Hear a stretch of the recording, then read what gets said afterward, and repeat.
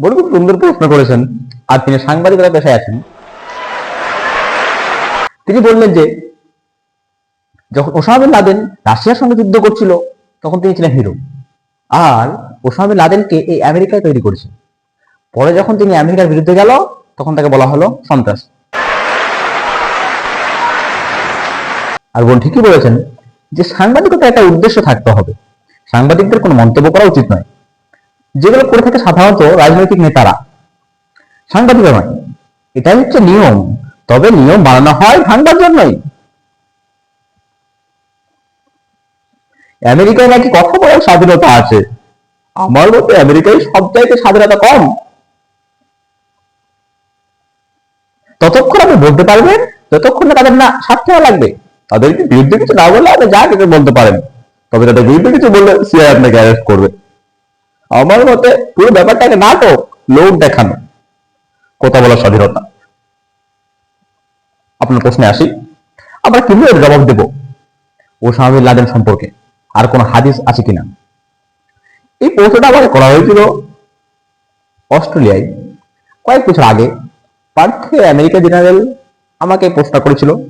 আমার লেকচারের টপিক ছিল টেররিজম অ্যান্ড জিহাদ।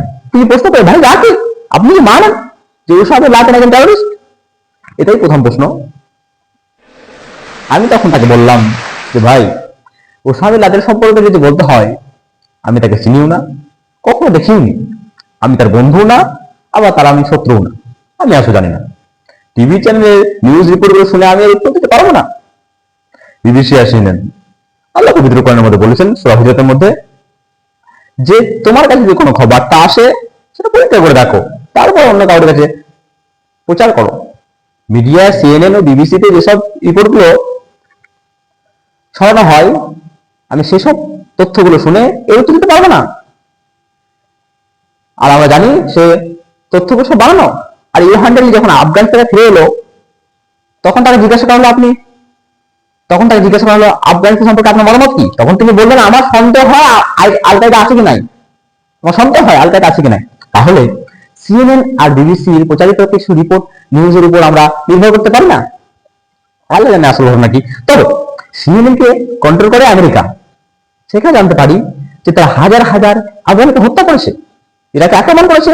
এই চ্যানেলগুলো যখন বলে এবং এই চ্যানেলের মালিক যারা তারা যখন বলছে আর গর্ব করছে, তখন এই খবরটা নিশ্চিত। তাহলে যদি বলেন কে এক নম্বর টেররিস্ট, আমার মতে জর্জ বুশ। এই কথা তাই পরের দিন পেপারে হেডলাইন হয়ে গেল যে ডক্টর মফিজ নায়েক বলেছে তিনি একজন মৌলবাদী আর জর্জ বুশ এক নম্বর টেররিস্ট। অস্ট্রেলিয়ার নিউজ পেপারে হেডলাইন হলো। জানেন কিছুদিন আগে একটা সার্ভে করা হয়েছিল আমেরিকার শিকাগোতে, আর সেই সার্ভেতে টেররিস্ট হিসেবে নাম দেওয়া হয়েছিল তিনজনের। এক নম্বর হচ্ছে ওসামা বিন লাদেন, দুই নম্বর হচ্ছে সাদ্দাম, আর তিন নম্বর হচ্ছে জর্জ বুশ। আর এই সার্ভেটা শিকাগোর বিভিন্ন শহরে পাঠিয়ে দেওয়া হয়েছিল। আপনাদের কি মনে হয়, মুসলিম অমুসলিম উভয়, কাকে আপনারা এক নম্বর টেররিস্ট মনে করেন? উত্তর সবাই এই সার্ভেতে দেখা গিয়েছিল সবাই একই উত্তর, জর্জ বুশ। 74% বলেছে জর্জ বুশ এক নম্বর টেররিস্ট, আর 78% বলছে তাদের মধ্যে জর্জ বুশ এক নম্বর টেররিস্ট, আমি না। তবে লোকজন আসলে ভয় পায়, মানুষ সব বলতে ভয় পায়। একটা হাদিস আছে, আমাদের প্রিয় নবী সাল্লাল্লাহু আলাইহি ওয়াসাল্লাম বলেছেন যদি তোমার কাছে কোনো খবর আছে কিংবা তুমি যদি দেখো অন্যায় হচ্ছে, তাহলে তুমি সেটাকে হাত দিয়ে থামাও। আর যদি মুখ দিয়ে থামাতে না পারো, হাত দিয়ে থামাতে না পারো, তাহলে অন্তরে ঘৃণা করো।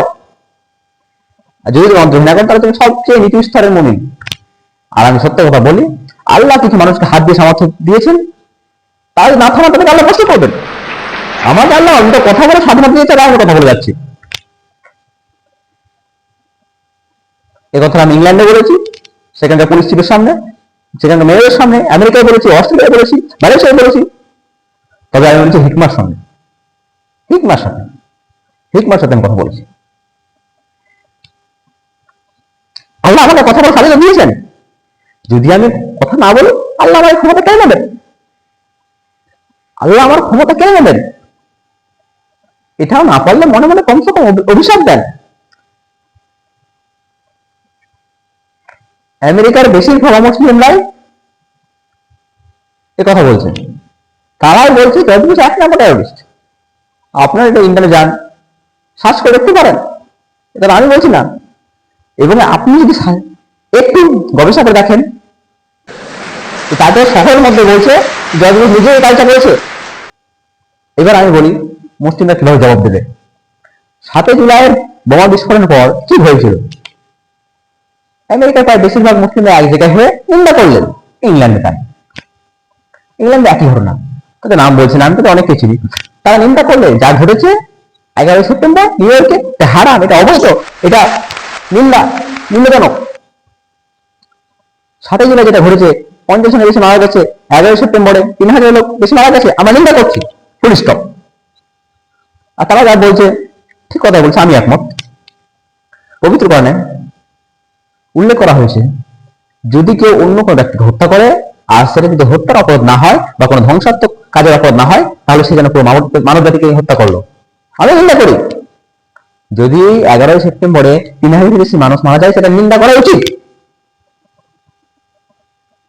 তবে এখানে থেকে থাকবে না, এখান থেকে থাকবে না। আমরা বলবো আফগানিস্তানে হাজার হাজার নিরীহ মানুষ মারা গেছে, সেটাও নিন্দনীয়। ইরাকে হাজার হাজার লক্ষ লক্ষ নিরীহ মানুষ মারা গেছে, সেটাও নিন্দনীয়। প্যালেস্টাইনে হাজার হাজার মানুষকে মারা হয়েছে, সেটাও নিন্দনীয়। আমরা ভয় পেলে কেন? আমেরিকাদের প্রশ্ন করে তারা বলে না, আসলে আমেরিকা একটা আলাদা জিনিস, জায়গা, বেশি কথা বলে সমস্যা পড়বো। আমি বলবো কেন? সেটা তো সেই জায়গা যেটা কথা বলে স্বাধীনতা আছে, তাহলে ভয় কেন? আমি ইন্ডিয়া লেকচার দিয়েছি, যা বম্বে সম্পর্কে জানেন। আমেরিকা ইংল্যান্ডে কিছু কথা বলে স্বাধীনতা আছে। লোকজন আমাকে বলে ভাই তুই আপনাকে হিন্দি দেয় না, এটা আমার পেশার মিত্র সঙ্গীত, এগুলো আমার পেশার মিত্র সঙ্গীত।